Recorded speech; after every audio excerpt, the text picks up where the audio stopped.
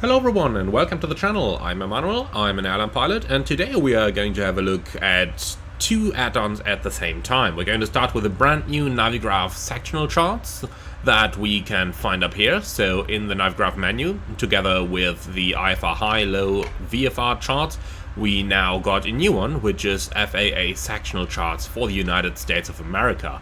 And this is basically the charts we find available for our VFR operations in the US in the real world. So we've got VFR charts, exactly the ones that you'd have in the real world here as well now. Okay, so these are the one feature that we're going to have a look at in today's flight. The other one is the black squared Cessna Caravan.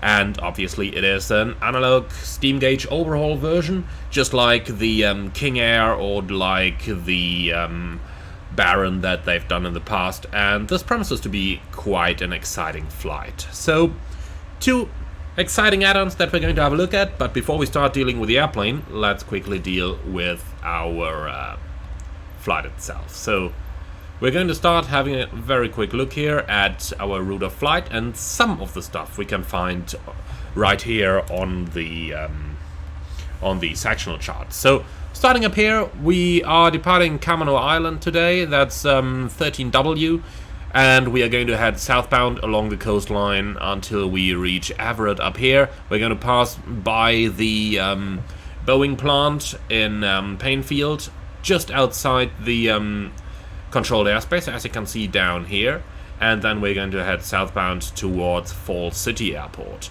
Now, for Kamano Islands, I found a great freeware on flightsim.to, which you will see in action today, and then for Falls City, I used some of the Cyber Monday deals to grab it from our backs. Alright, also after that, we've got an alternate routing over here to Seattle-Tacoma Airport. In case everything goes wrong, we can always divert there. So, should be a quick 20-minute flight time at about 160 knots of speed today, so let's now go into it and have a little bit of fun to get it flying. I'm going to say some stuff about the charts as we fly along, but for more detailed explanation, have a look into the video description below, where I linked a great website featuring a lot of very useful information about the FAA sectional charts.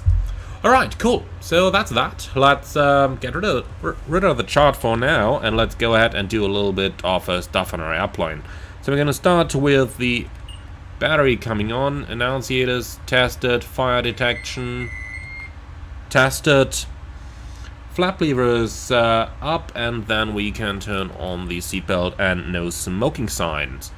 So, beacon coming on, avionic 1 switch coming on. Let's also turn on the fuel, that's going to shut the alert off. Alright, so bus voltage is at a minimum of 24, we're seeing 25 right now. That is just about alright. Okay then, fuel boost pump going on. You can hear it operating in the background there. So fuel flow is checked to still be none. That's what it's supposed to be. Okay, for the engine start, ITT maximum start limit is 1090 degrees for maximum of 2 seconds. So with that, I'd say it's just about time to get our engine running. Prop lever full forward, power lever idle, conditional lever cut off. Here we go. Okay. Starter on. NG is increasing. At a minimum of 12%, we are going to turn the conditional lever to low idle. That's 12% just over there. Low idle, temperature's rising. Observe the start limit, but it's staying far below that. Okay. Very good. So, fuel flow should be between 90 and 140, so that's just about looking fine. RPMs greater than 52 is observed now. On that we can put the starter switch back and off.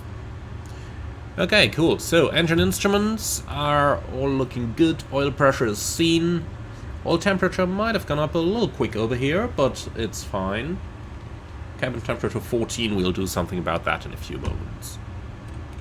Alright, generator on, voltage is going up, and the generator load is positive. Okay, cool. So, battery charging current negative, as it's supposed to be. And then we can turn the fuel boost pump to off. Ensure the weather radar is actually switched off down there. And now we can turn on the second avionics switch. And the radar in standby. Here we go. Alright, cool. So, nav light's coming on. Suction is checked. And with that we can start our radio setup. So, transponder coming on. So, let's have a quick look at the local frequencies. So I've got the CTAF frequency 122.9 up here. Here we go, 22.9. We're going to fly at an altitude of 2,000 feet. Transponder standby for now, and a very quick look over here into the standard black square menus. So this is what we've got. Engine condition is looking good at 100%, and failure rate is set to real time. Active failures, none. Okay, very good. So then weather radar goes back into standby. Alright, cool. So on COM2 we're going to set Unicom 122. We're going to set guard frequency, obviously, 1 to 1.5. Here we go. Monitoring 1 and 2 with COM1 selected. Alright, very good. So that's basically our instrument setup completed up here. And then we can go ahead with our taxi procedure. So taxi lights are right up here. Inertial separator, we're going to put that on because you never know with airports like these if there might be anything on the taxiways that could potentially damage your engine. So we're just going to put it on for the sake of it. Alright, very good. Then we've got the park and brake released. A little bit of power, and then we should get taxiing.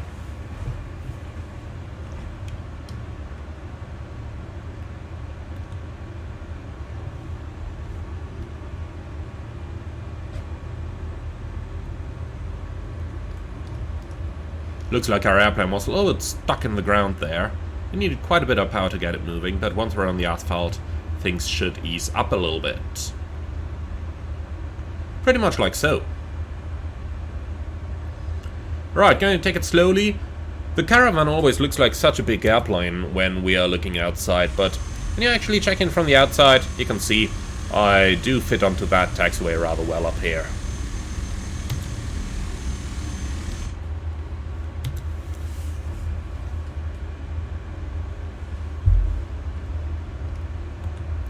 Okay then, clear right side, clear left side, entering and backtracking that runway. Let's just get the viewpoint up a little, makes taxiing a bit easier. It is a rather narrow runway, we have to say, but it is a very maneuverable airplane as well. Okay, so let's bring on a little bit of power for the backtrack. And for the 180.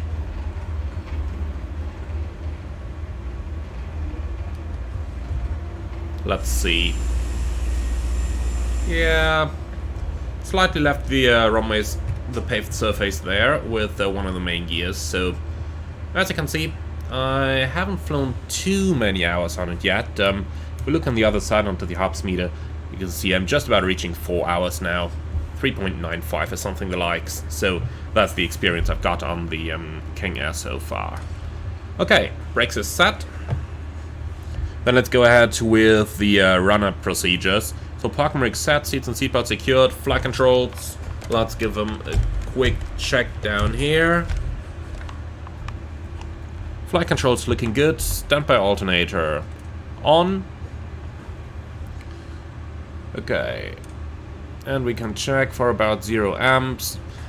Alright then, so let's bring the generator load up a little bit.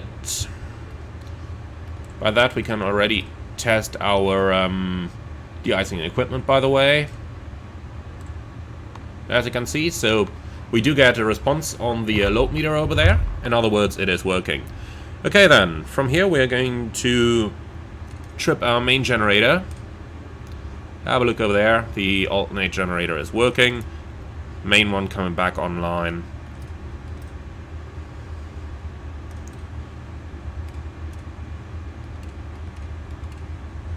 Alright, and that's our load back to normal down there. Okay, cool. So, fuel boost pump going into normal. Fuel selectors are both on. Fuel quantity looking good. Then, fuel cutoff is pushed in down here. That's the red one. Trims set for takeoff. I am actually going to trim it a little bit more nose heavy because I want a little bit better control on the rotation. So, flaps going towards 20 for the short field takeoff. It's a rather short runway. If we have a look at the sectional up here, we can see that it's 145 feet elevation and just 1700 feet of runway, so that's about 550 meters the likes. So for that, we're definitely going to do a flap 20 takeoff. Okay then, suction is checked, voltage is at least 25. Then, inertial separator is on right now. Have a look at the ITT as I'm about to turn it off. ITT slightly decreasing. I'm going to get it back on for our takeoff. Alright, so. Then, let's go ahead and add a little bit of power. We're looking for 1800 RPMs for our run-up. And we just gotta repeat the check out the inertial separator with a torque at 400, so put it off. You can see how the ITT needle is slightly going down. Turn the inertial separator back on. You can see the ITT needle going back up over there. Alright, so then let's do 1800 RPMs.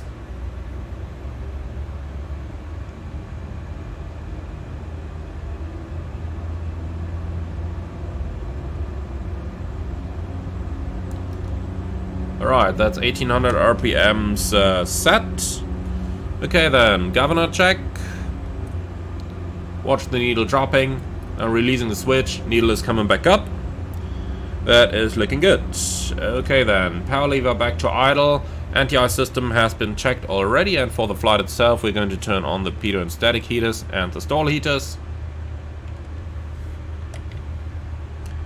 And then we are just going to go ahead and do a very quick check of the autopilot system.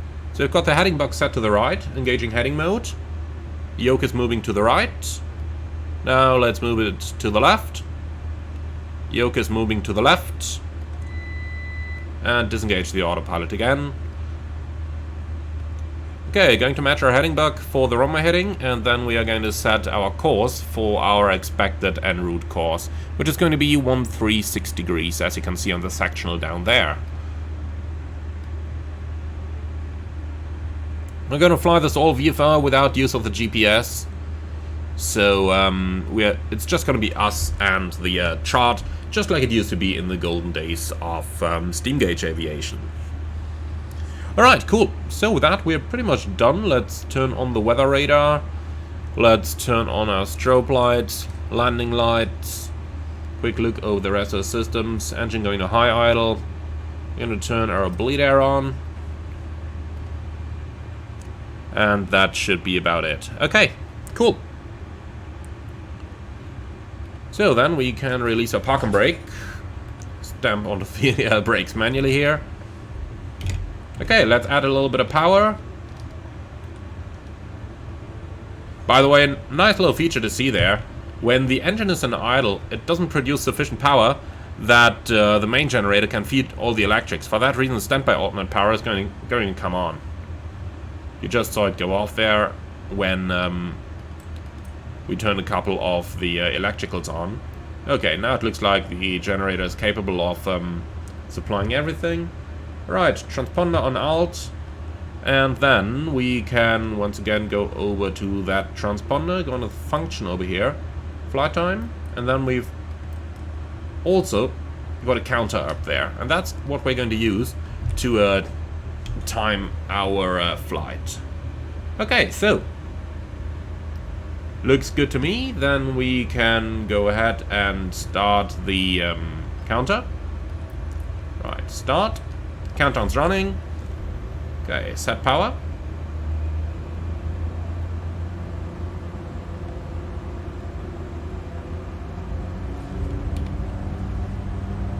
Looking good. There's our takeoff limit down there, and that's maximum torque reached already. Okay, Brakes release, take off. Speed live. 65, rotate.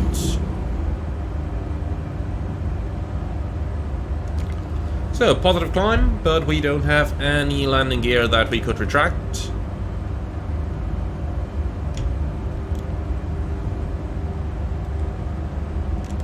Okay, and we're gonna do a right turn out.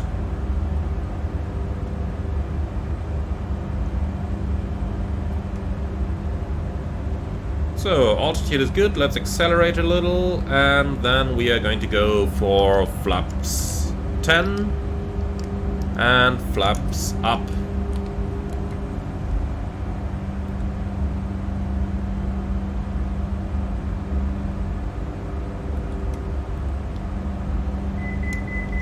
$1,000 to go.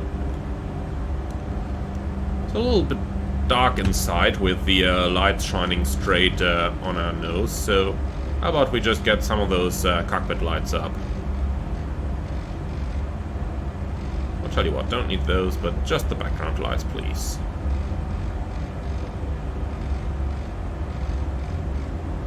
Here we go. That's looking alright.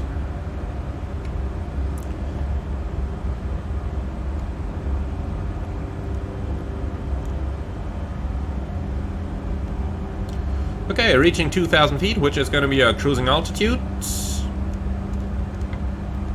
Here we are. So, the props will just go back to 1600 for the flight. Just watch the torque at the same time in order not to over-torque your plane. That's looking better. Okay, inertial separator can be closed.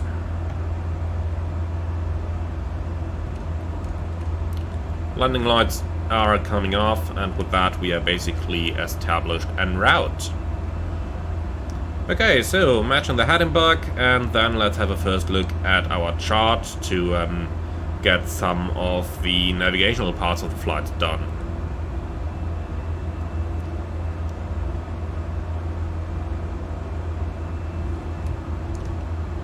Okay, let's also slightly reduce that torque. 1970 should be maximum. Going to go a little bit less. Something like that. Should be fine for the cruise. Okay, perfect. So, I'm going to engage the autopilot here in heading mode and in altitude mode. 2000. Yeah, let's just get it back to 2000, please. And where's my vertical speed? Here it is. It should be. Nope. Here it is. Okay, 300 feet a minute down, alt-armed, perfect. Alright, cool.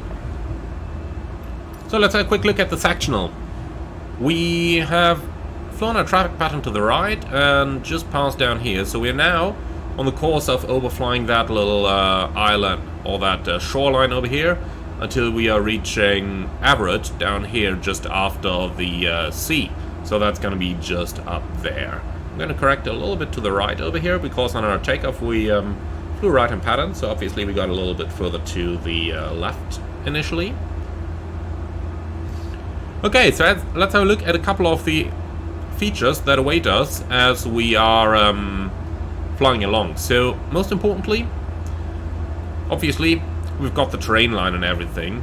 Also got some stuff like interest points over here, and for example, we've got a golf course put on over there, so the golf course needs to pass to our left, and we've got that little island over there which we are supposed to overfly on the right hand side of it, which we'll have to look out for.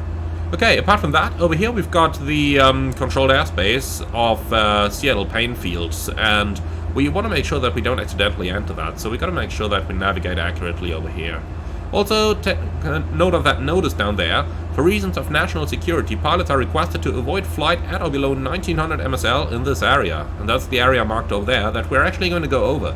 So we can only take a rough guess as to what exactly they're doing over there, but my personal take on it is something military. Okay, cool. So, with that in our minds, I created a little nav log there earlier in the flight, and after 7 minutes of flight time, we are going to pass, or we are going to reach the shoreline over there, or at least we're supposed to. So we're going to keep an eye on our transponder there with our timer running, and then we'll see how we are progressing. Okay, so turning back to the left, we are supposed to just about skim the shore of that little feature down there, and that is what we've just about got down here. So if we fly just over that, then we are exactly on course. Also, we can see that little island over there, which we are going to pass on the rightmost side, which is over here. And then the area just behind that, probably that one over there, is what I suspect to be a military installation. So our altitude is good, we're at 2,000 feet. We're not supposed to pass it below 1900. So just after that, we're going to get to the Seattle class Bravo airspace, which is the blue one that we can see in here. On the outmost part, it's between 6,000 and 7,000 feet, and then it's coming down as we are progressing towards our destination. Down here, then, it's between 7,000 and 5,000. That blue number you're seeing over here on the chart basically is your minimum safe altitude, so 1,100 is going to keep us safe in this area. Alright, but before we get there, we are now getting towards Everett.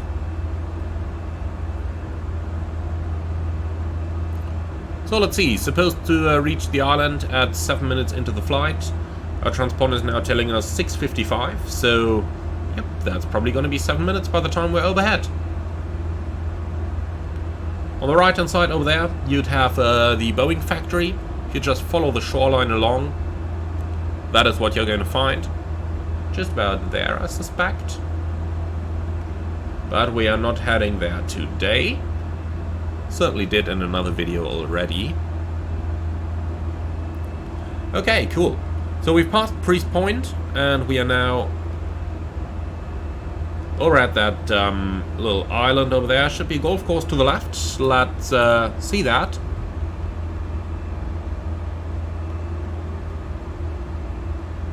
Suppose it's that one up there? No, that's it. That's what a golf course looks like from the sky. That is definitely a golf course down there.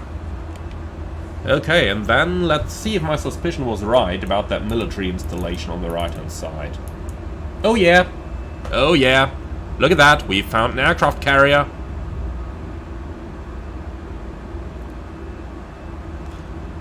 Yep. So my suspicion about reasons of national security. Pilots are requested to avoid flight at or below 1900 MSL in this area. So we're going over it at 2000. And yep, that is definitely a military installation down here. Alright, cool. Now we're heading out a little bit more into the countryside of things. And we're exactly on course. You can see there's a little river flowing down here. That one. And this river, as long as we stay to the left of it, is going to keep us clear of the Class Bravo airspace. Oh, sorry, of the, that's not a Class Bravo down here. That's going to keep us clear of the terminal airspace of Painfield. So, just about going over that. Probably a couple of degrees further to the left, and then we should definitely stay clear of the, then we should definitely stay clear of the airspace down there. Okay, we could just go ahead and tune the local VOR, just of course to see the distance. So 10.6 it is. Let's put that in. 10.6. Here we go. 4.6 miles. Pretty much what we're expecting. Okay. Clear on the right side. That's where the town starts, and we are absolutely staying clear of that. There should be a town coming from the left. Here it is. And we are going to cross just a beam here, a beam Harvey Field. Okay, so looking at my flight plan, by the time we are crossing Harvey Field, we're supposed to be 10 minutes in flight. Now reaching the southernmost part of the city over there. So first of all, let's turn back to the right. And then Harvey Field, let's see, should be somewhere right down there. And look at that, there it is, Harvey Field. Should be here at 10 minutes into the flight. Look at that, 10 minutes into the flight. Perfect. Right, that sun is getting really bright. Let's get down our sun visors. It's a Cessna, so obviously not as effective as I'd like him to be in my favorite airliner, but, well, better than nothing over here. Better than nothing. Same on the other side. Here we go. Okay, cool. So, from here on, basically following the river slightly to the right of it. Excuse my ignorance for pronouncing that wrong as Snoqualmie River? Something like that? If you know better, be sure to put it in the comments below. So up here we've got some information on the IFR traffic we can expect in this region, between 15,000 and 7,000, and that's the stars leading down to Seattle. But for now we just continue straight ahead. We're looking at total trip time today of about 18 minutes. So we've already checked that our timer is spot on, seeing that we cross-checked it at 2 points now, so we can basically just proceed straight ahead for another like 6 minutes or so. We're at 11:40 now. Just proceed straight ahead for that time, and then we're eventually going to be in Fall City. As we can see, the Class Bravo airspace of Seattle is not a problem for us, going down to 5,000, but we don't intend to go that high anyway. We're going to stay down here. Okay, the river is leaving us to the left now. That's what we can see down here. So this is our position near Kyle's private airfield. It's probably going to be that one down there. Just where the river is splitting. Maybe that. Yeah, that looks like it might be a hangar up there. So that's probably the Kyle's field. On the right side, then we've got Maltby. Just next to the rivers and railways. That's that little lake that we can see on the chart up here. So we are doing good for navigation at the moment. Obstacles up to 880 feet. We are well clear above those. Okay. And then next up we're going to be at Duval. And there is going to be a railway track, that's this one over here, that's going to meet our position. But railways I find to be generally hard to see. So, yeah, I don't know. I'm not a very big fan of railway tracks. But here we should be in Duval now. Let's see if we can find that railway. Probably not.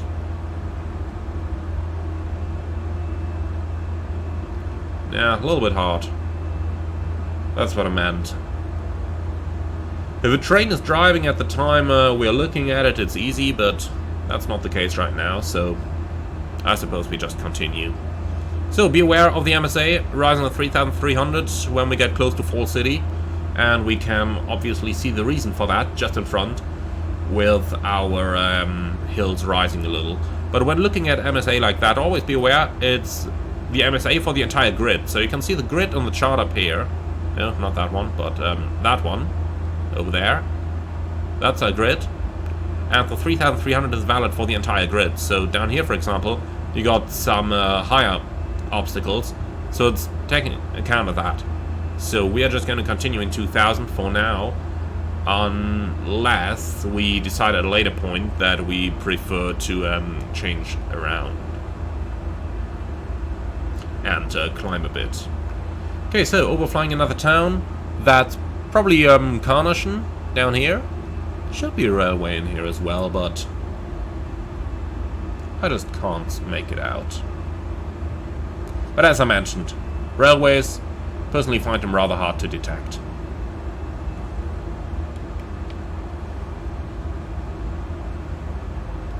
Okay, so 3 more minutes to go until we're in Fall City.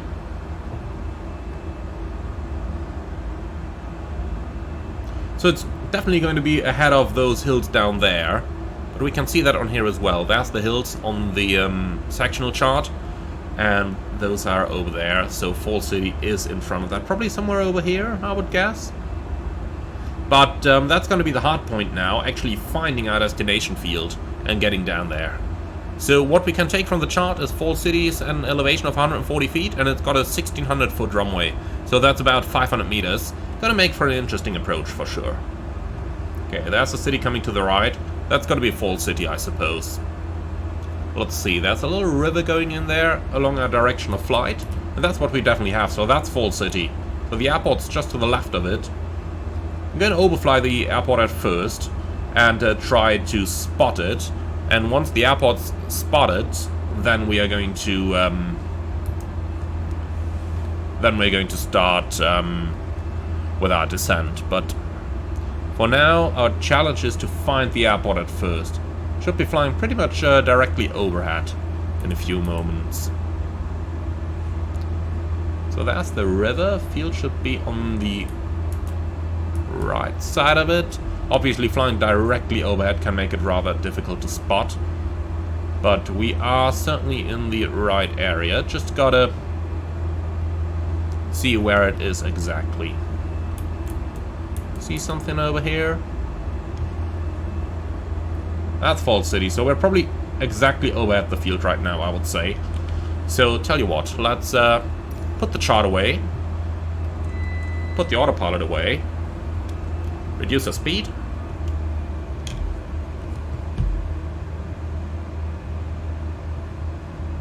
Right, that's the river down here.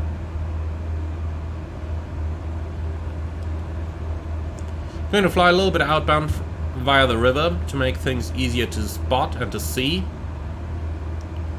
As far as I remember, the field is somewhere close to a golf course. So let's go ahead and find that, and then we'll also find the field. Visibility rather limited in here.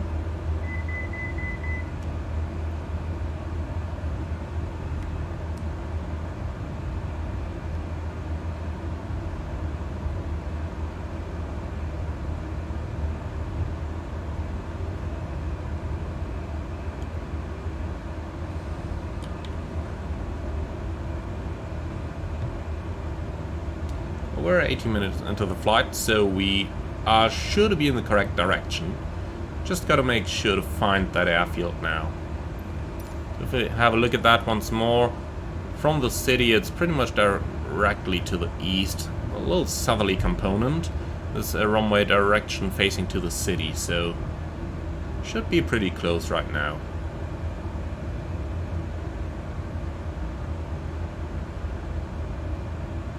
That's the challenge if you've never flown to a field yet. Also, it's a very small private runway down there, which just adds to the challenge for a bit.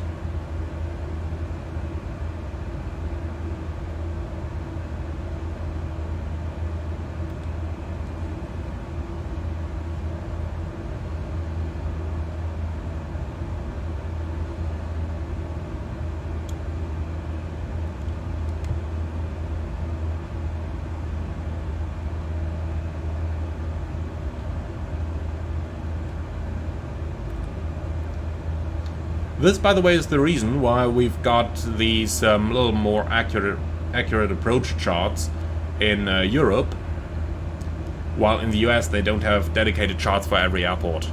In Europe it would be a little bit easier to find them now. Obviously, in real life that's really not as much a problem anymore, because everybody's simply using the GPS. And, well, if I went for taking the GPS, things would obviously be rather easy.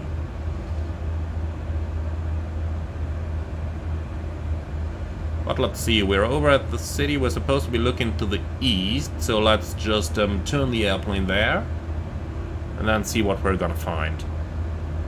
Should be flying towards the east, along the river, and that's where the field's supposed to be.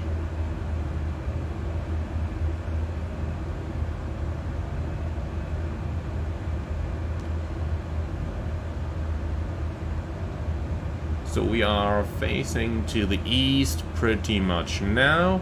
I'm going to fly a little bit along the river, and this time we're going to position ourselves so that we can look out a little more precisely. Like that. Then we're just going to follow the river now. And the field should be somewhere over here.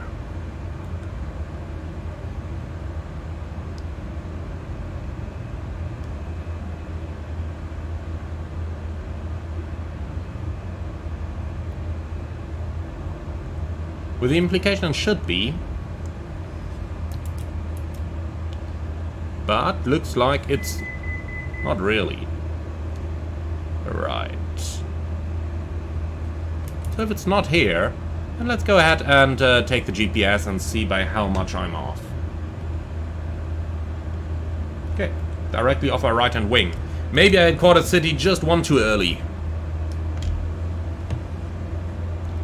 So I had a little bit of power. Cheating, of course, right now with the GPS, but let's see by how much I've been off. Have I been up here in Carnation still? There's obviously always the chance. But looks like I have been a city too far to the north. So I've been up here, I guess, rather than down here.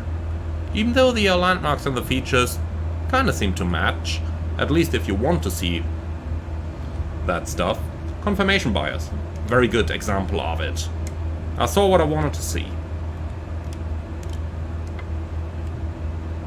If we continue down here for a bit, spend 4 minutes creating some noise. We must have been up here then, I suppose. But let's just continue down here towards Fall City, and then we're gonna fly. And then we're going to find it.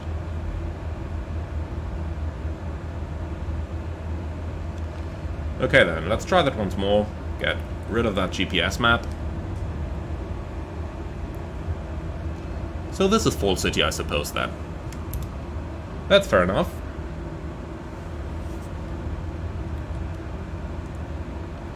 And if this is the city, and we're looking to the east of it, just over there, so into that direction, that's gotta be where our field is then. I have a feeling I can see it down there.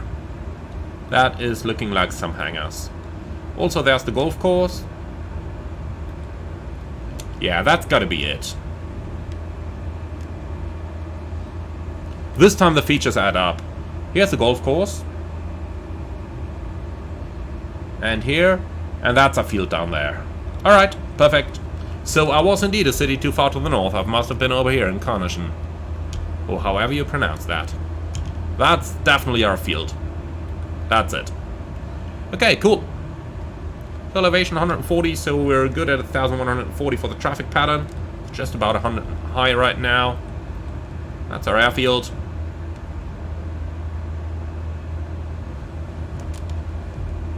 Alright. Getting rid of the chart then. Oh, coming off. Prop lever full forward. Fuel boost is set to norm. Lights coming on. And here we are. Okay, let's try not to smash into that mountain over there. The power lines over there as well. Definitely want to avoid those. And then we are downwind. Okay, flaps 10.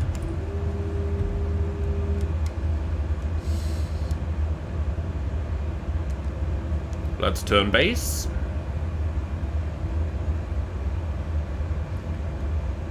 Also get rid of the sun visor. Okay, flaps 20.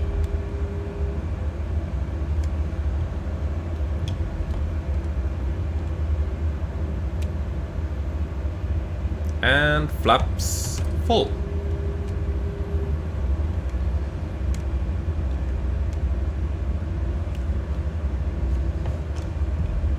Okay, a couple trees in the final. Gotta make sure not to fly into those.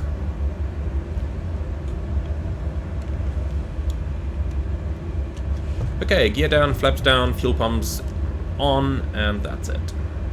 Landing checklist complete.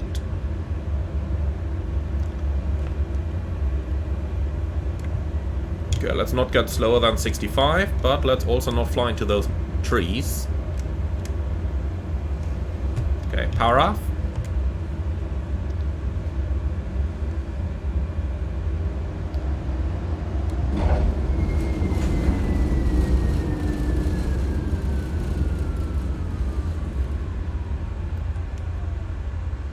Oh, hello there. Somebody did not stop at the stop sign. Look at that. The police is even here, and the guy's just speeding across the runway. Perfect. Just perfect. Alright, gonna get off over here. I'd have to take a little bit further to the left here in order to keep the wings clear of the building.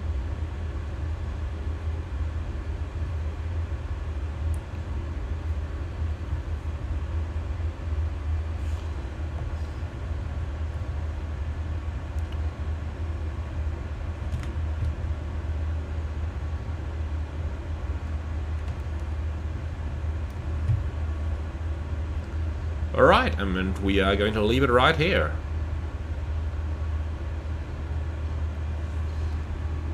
So, parking brake set. Let's do some of the after landing items as well. And then, transponder standby, weather radar certainly going off. Well, that's the avionics coming off. And that's the second set of avionics coming off. Standby alternator off. Generator trip, fuel pump off. And nav lights off. Alright. That is looking good for a shutdown, so we'll just about open the inertial separator, give it a little time to open. Right, fuel coming off. Yes, thank you very much, Asobo. And we might obviously just retract the flaps as well.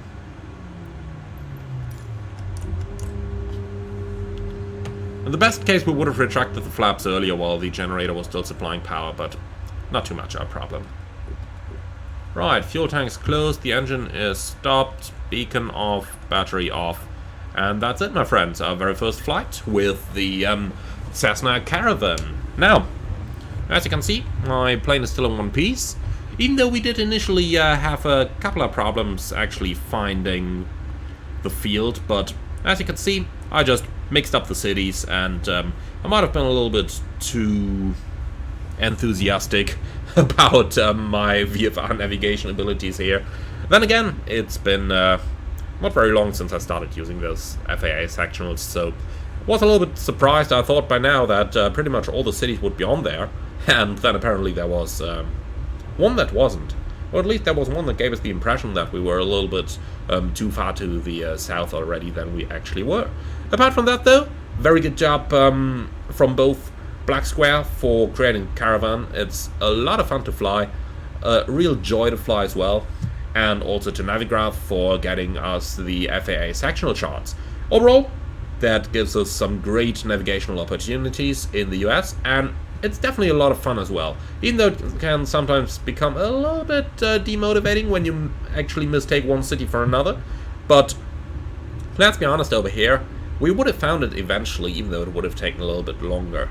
Because the next course of action would just have been to continue on the track and see what we can find then. In any case, that's going to be it for today's video. Thank you for watching, everyone. I do hope you enjoyed it. If you did, do let me know in the comments below, and let me know how you like the new FAA sectional charts integration by Navigraph as well. In the meantime, if you did like the video, be sure to leave a like on YouTube as well, as it does help with the algorithms. And if you are up for more, don't forget to subscribe to the channel. Finally, if you really like what I'm doing, I would appreciate a small donation through the Buy Me Coffee link in the video description below. But for now, I'd like to say thank you very much. See you all again on the next one.